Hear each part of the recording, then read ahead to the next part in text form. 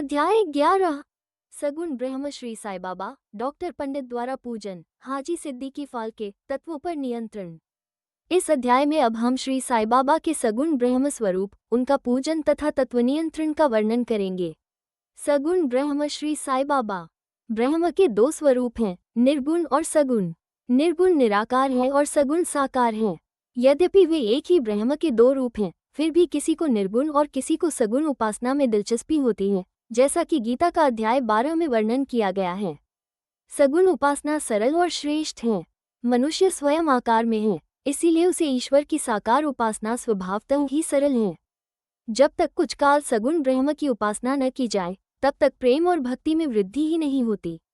सगुण उपासना में जैसे जैसे हमारी प्रगति होती जाती है, हम निर्गुण ब्रह्म की ओर अग्रसर होते जाते हैं।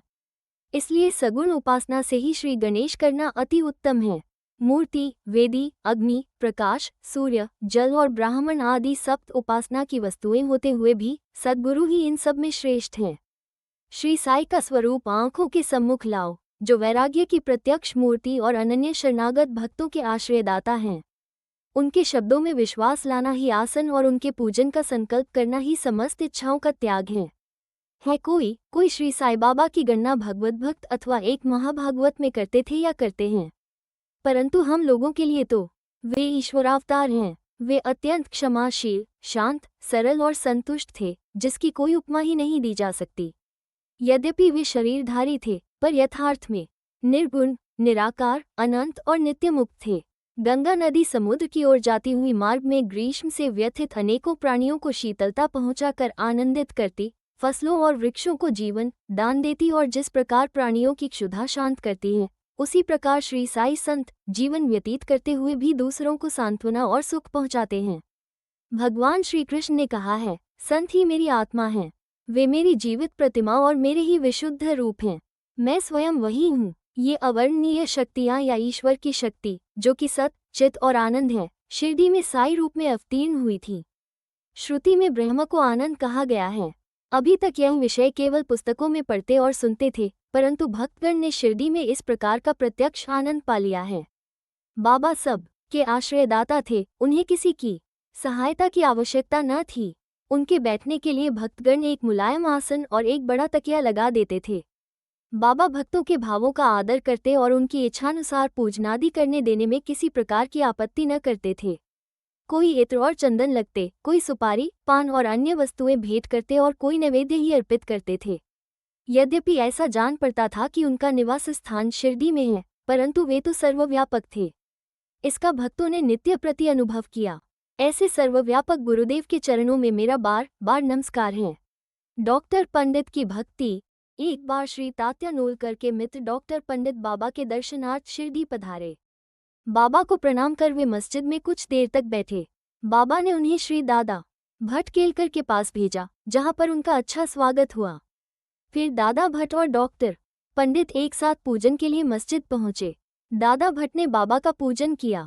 बाबा का पूजन तो प्रायः सभी किया करते थे, परंतु अभी तक उनके शुभ मस्तक पर चंदन लगाने का किसी ने भी साहस नहीं किया था। केवल एक महालसाप्ती ही उनके गले में चंदन लगाया करते थे। डॉक्टर पंडित ने पूजन की थाली में से चंदन लेकर बाबा के मस्तक पर त्रिपुंडाकार लगाया। लोगों ने महान आश्चर्य से देखा कि बाबा ने एक शब्द भी नहीं कहा। संध्या समय दादा भट्ट ने बाबा से पूछा, क्या कारण है कि आप दूसरों को तो मस्तक पर चंदन नहीं लगाने देते, परंतु डॉक्टर पंडित को आपने कुछ भी नहीं कहा?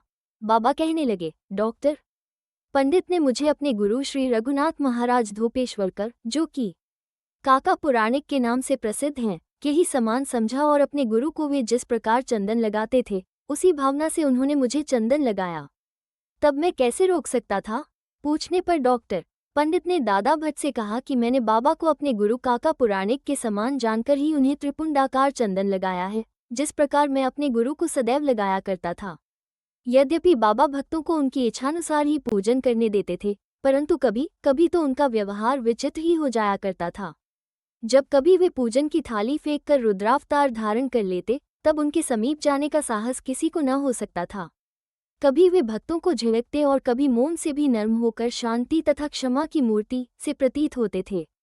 कभी कभी वे क्रोधावस्था में कंपायमान हो जाते और उनके लाल नेत्र चारों ओर घूमने लगते थे, तथापि उनके अंतःकरण में प्रेम और मात स्नेह का स्रोत बहा ही करतो था।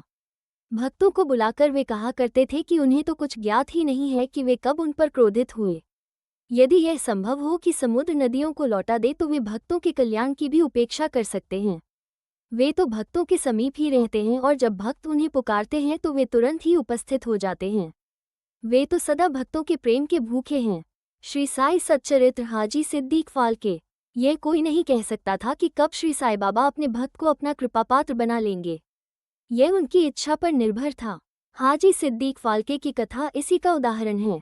कल्याण निवासी एक यवन जिनका नाम सिद्दीक फाल्के था, मक्का शरीफ की हज करने के बाद शिरडी आए।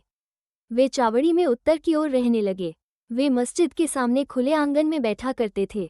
बाबा ने उन्हें 9 माह तक मस्जिद में प्रविष्ट होने की आज्ञा न दी और न ही मस्जिद की सीढ़ी चढ़ने दी। फाल्के बहुत निराश हुए और कुछ निर्णय न कर सके कि कौन सा उपाय काम में लाए। लोगों ने उन्हें सलाह दी कि आशा न त्यागो, श्यामा श्री साई बाबा के अंतरंग भक्त हैं, तुम उनके ही द्वारा बाबा के पास पहुंचने का प्रयत्न करो। जिस प्रकार भगवान शंकर के पास पहुंचने के लिए नंदी के पास जाना आवश्यक होता है, उसी प्रकार बाबा के पास भी श्यामा के द्वारा ही पहुंचना चाहिए। फाल्के को यह विचार उचित प्रतीत हुआ और उन्होंने श्यामा से सहायता की प्रार्थना की। श्यामा ने भी आश्वासन दे दिया और अवसर पाकर वे बाबा से इस प्रकार बोले कि बाबा, आप उस बूढ़े हाजी को मस्जिद में किस कारण नहीं आने देते? अनेक भक्त स्वेच्छापूर्वक आपके दर्शन को आया जाया करते हैं, कम से कम एक बार तो उसे आशीष दे दो। बाबा बोले, श्यामा, तुम अभी नादान हो, यदि फकीर नहीं आने देता है तो मैं क्या करूं? उनकी कृपा के बिना कोई भी मस्जिद की सीढ़ियां नहीं चढ़ सकता। अच्छा, तुम उससे पूछाओ कि क्या वो 12वीं कुएं की निचली पगडंडी पर आने को सहमत है। श्यामा स्वीकारात्मक उत्तर लेकर पहुंचे। फिर बाबा ने पुनः श्यामा से कहा कि उससे फिर पूछो कि क्या वो मुझे 4 किश्तों में 40,000 रुपये देने को तैयार है। फिर श्यामा उत्तर लेकर लौटे कि आप कहें तो मैं 40 लाख रुपये देने को तैयार हूँ। मैं मस्जिद में एक बकरा हलाल करने वाला हूँ, उससे पूछो कि उसे क्या रुचिकर होगा, बकरे का मांस, नाद या अंडकोश। श्यामा यह उत्तर लेकर लौटे कि यदि बाबा के भोजन पात्र में से एक ग्रास भी मिल जाए तो हाजी अपने सौभाग्यशाली समझेगा। यह उत्तर पाकर बाबा उत्तेजित हो गए और उन्होंने अपने हाथ से मिट्टी का बर्तन उठाकर फेंक दी और अपनी कफनी उठाए हुए सीधे हाजी के पास पहुंचे। वे उनसे कहने लगे कि व्यर्थ ही नमाज क्यों पढ़ते हो, अपनी श्रेष्ठता का प्रदर्शन क्यों करते हो? यह वृद्धा हाजियों के समान वेशभूषा तुमने क्यों धारण की है? क्या तुम कुरान शरीफ का इसी प्रकार पठन करते हो? तुम्हें अपने मक्का हज का अभिमान हो गया है, परंतु तुम मुझसे अनभिज्ञ हो। इस प्रकार डांट सुनकर हाजी घबरा गया। बाबा मस्जिद को लौट आए और कुछ आमों की टोकरियां खरीदकर हाजी के पास भेज दी। वे स्वयं भी हाजी के पास गए और अपने पास से 55 रुपये निकालकर हाजी को दिए। इसके बाद से ही बाबा हाजी से प्रेम करने लगे तथा अपने साथ भोजन करने को बुलाने लगे। अब हाजी भी अपनी इच्छानुसार मस्जिद में आने जाने लगे। कभी कभी बाबा उन्हें कुछ रुपये भी भेंट में दे दिया करते थे। इस प्रकार हाजी बाबा के दरबार में सम्मिलित हो गए। बाबा का तत्वों पर नियंत्रण। बाबा के तत्व नियंत्रण की 2 घटनाओं के उल्लेख के साथ ही यह अध्याय समाप्त हो जाएगा। एक बार संध्या समय शिरडी में भयानक झंझावात आया। आकाश में घने और काले बादल छाए हुए थे। पवन झकोर रहा था, बादल गरज रहे थे और बिजली चमक रही थी। मूसलधार वर्षा प्रारंभ हो गई। जहां देखो वहां जल ही जल दृष्टिगोचर होने लगा। सब पशु पक्षी और शिरडीवासी अधिक भयभीत होकर मस्जिद में एकत्रित हुए। शिरडी में देवियां तो अनेकों हैं, परंतु उस दिन सहायतार्थ कोई न आए। इसलिए सभी ने अपने भगवान साई से, जो भक्ति के ही भूखे थे, संकट निवारण करने की प्रार्थना की। बाबा को भी दया आ गई और वे बाहर निकल आए।